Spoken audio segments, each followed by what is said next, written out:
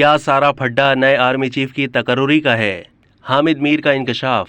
Senior सहाफ़ी और column निगार हामिद मीर अपने कॉलम फड्डा किस बात का इसमें लिखते हैं कि कोई माने या ना माने, सारा फड्डा नए आर्मी चीफ की तकर्रुरी का है। 1 साल पहले यह फड्डा उस वक्त शुरू हुआ जब इमरान खान पाकिस्तान के वज़ीर आज़म थे।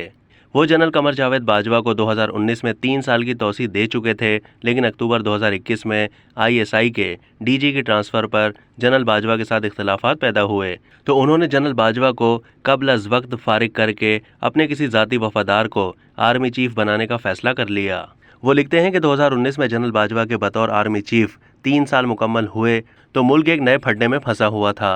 वज़ीर आज़म इमरान खान, लंदन में बैठे नवाज शरीफ और नैब के कैदी आसिफ जरदारी ने एक अजीम इत्तिफाक राय के साथ जनरल बाजवा को तौसीह दे दी, लेकिन सुप्रीम कोर्ट ने पूछा कि ये तौसीह किस कानून के तहत दी गई। एक दूसरे के खून के प्यासे सियासतदान पार्लियामेंट में इकट्ठे हो गए और तौसीह का कानून मंजूर करा के सुप्रीम कोर्ट का मुंह बंद कर दिया।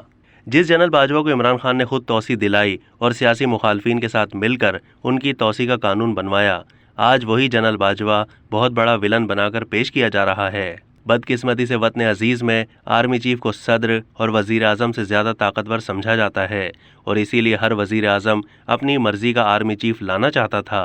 क्या ये तकर्रुरी सिर्फ और सिर्फ मेरिट पर नहीं हो सकती? अगर इमरान खान भी 2019 में मेरिट का ख्याल रखते तो आज हॉस्पिटल में प्रेस कॉन्फ्रेंस के जरिए ये ना बता रहे होते कि मुझ पर कातिलाना हमले की FIR दर्ज नहीं हो रही। कानून के तहत इमरान खान को अपनी मर्जी की FIR दर्ज कराने का हक हासिल है, लेकिन जिस मुल्क में सारी ताकत आर्मी चीफ के पास हो वहाँ कानून पीछे रह जाता है, फौज आगे निकल जाती है। अब तक के लिए इतना ही। मज़ीद मालूमात के लिए डेली जंग के YouTube चैनल को सब्सक्राइब कीजिए।